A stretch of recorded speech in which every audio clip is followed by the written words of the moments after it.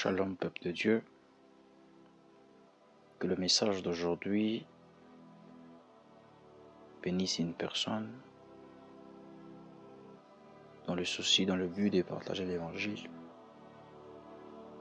aidez-nous à partager ce message, n'en fût-ce que pour gagner, fortifier, restaurer une âme. Que Dieu vous bénisse encore une fois abondamment, vous qui êtes déjà abonnés sur notre compte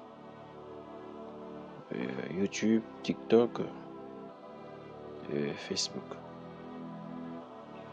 Notre thème de ce soir, nous parlons sur la lutte avec Dieu. Nous sommes dans Genèse chapitre 32, le verset 28. La Bible nous dit, il dit encore, ton nom ne sera plus Jacob, mais tu seras appelé Israël, car tu as lutté avec Dieu et avec des hommes, tu as été vainqueur. Nous parlons de la lutte avec Dieu. Dans le verset 24, la Bible nous dit, Jacob demeura seul. Alors un homme lutta avec lui jusqu'au lever de l'aurore. Pendant un moment où Jacob se retrouvait seul, et pendant sa couche, pendant la nuit, il a vu un homme qui est apparu dans sa vision. Et c'est parmi l'une des apparitions de Dieu qui apparaît sur une forme de combat qui est différent des autres apparitions dans lesquelles Dieu est apparu aux hommes.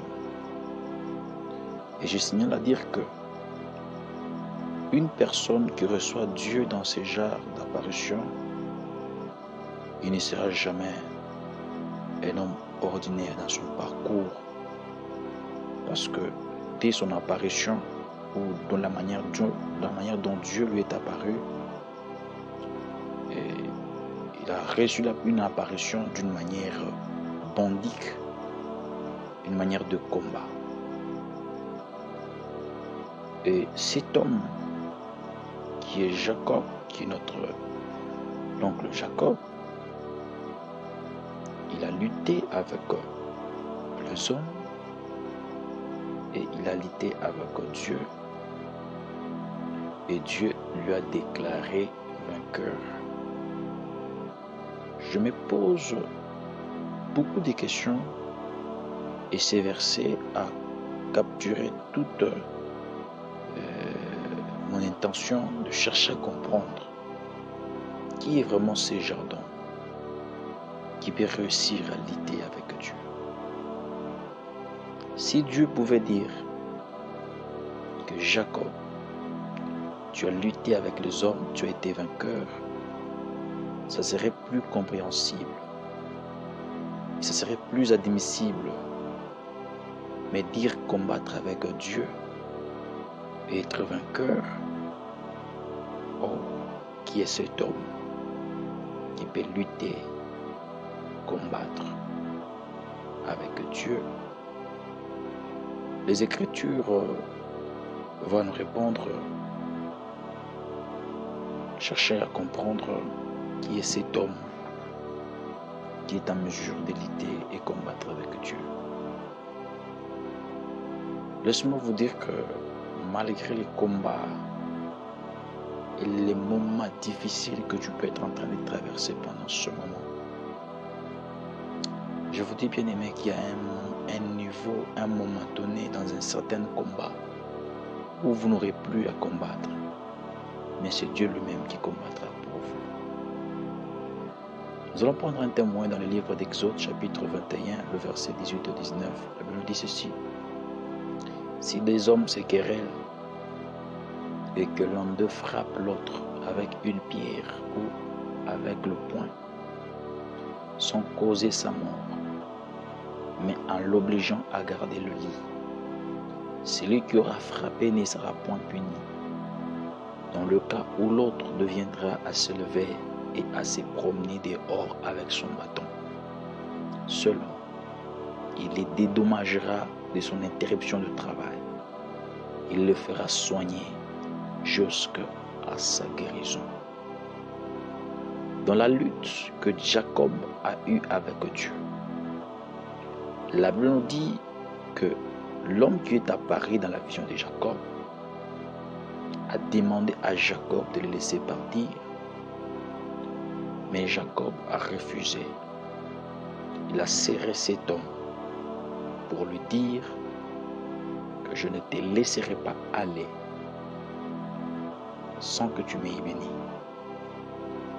Et cet homme a frappé Jacob dans la boissure de sa hanche afin que Jacob le laisse. Mais Jacob ne lui a pas laissé. Et cet homme était obligé de bénir Jacob pour que Jacob le laisse partir. Et dans cette lutte, Dieu pose la question à l'homme de Jacob, à l'oncle Jacob. Il dit: comment tu t'appelles? Il répond: je m'appelle Jacob. Et Dieu lui dit désormais: on ne t'appellera plus Jacob, mais on t'appellera Israël. Parce que tu as lutté avec les hommes, tu as lutté avec Dieu, tu as été vainqueur. Je rappelle l'attention de nos auditeurs. Dieu ne dit pas tu es vainqueur, mais tu as été vainqueur. C'est que le combat avait déjà eu lieu avant l'apparition de cet homme dans la vision de Jacob. Et quel est cet homme qui peut lutter? La Bible nous dit que Dieu frappa un coup à l'emboîture de la hanche de Jacob. Et vous allez voir qu'après la suite de cette histoire, Jacob, qui pouvait bien marcher, après une nuit, il commença à boiter parce qu'il avait été frappé à l'embouchure de sa hanche et commençait à boiter à cause de cette frappe qu'il a reçue. Or, que signifie le frappe? Cette frappe signifie le châtiment. Cette frappe signifie tout le coup que nous pouvons durer dans la marche avec Dieu. Parce qu'il y a certains combats, il y a certaines choses, certaines oppositions qui s'élèvent dans notre parcours.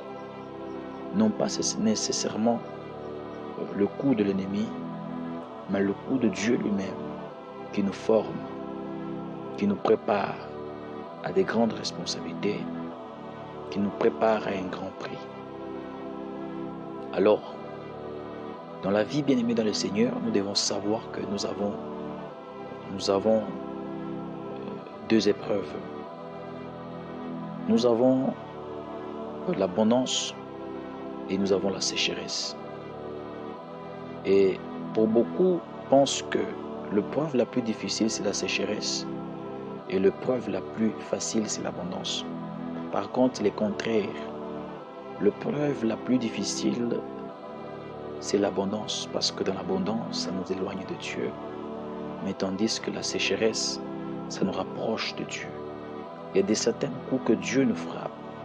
Il nous amène dans la sécheresse afin que nous puissions nous approcher de lui.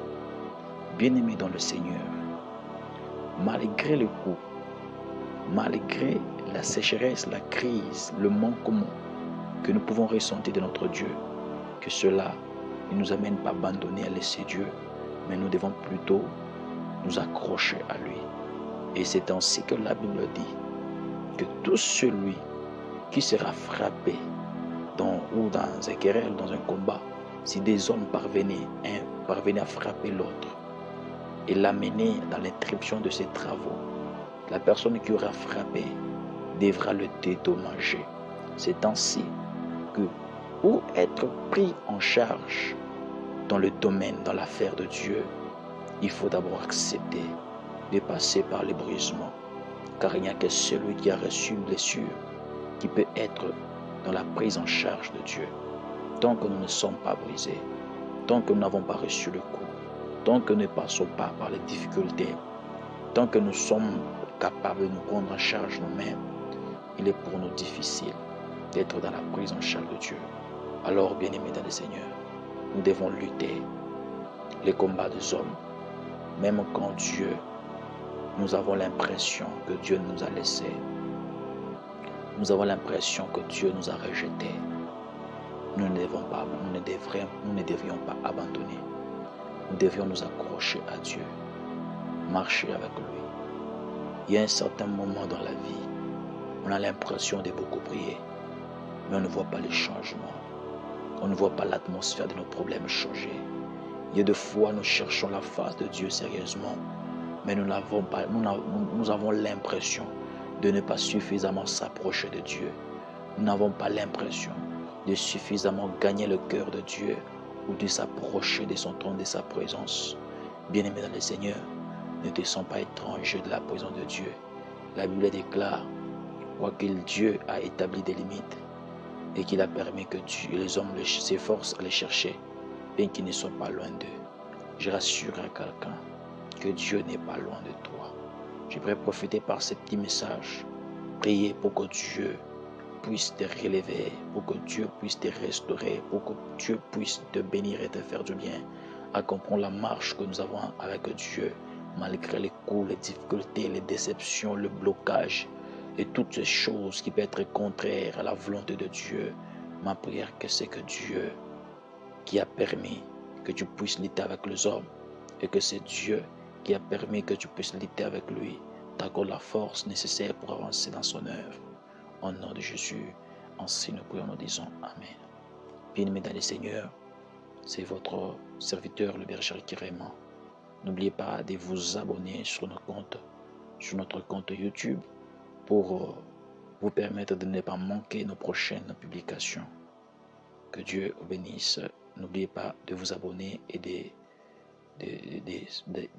d'activer la cloche des notifications. Que Dieu vous bénisse abondamment.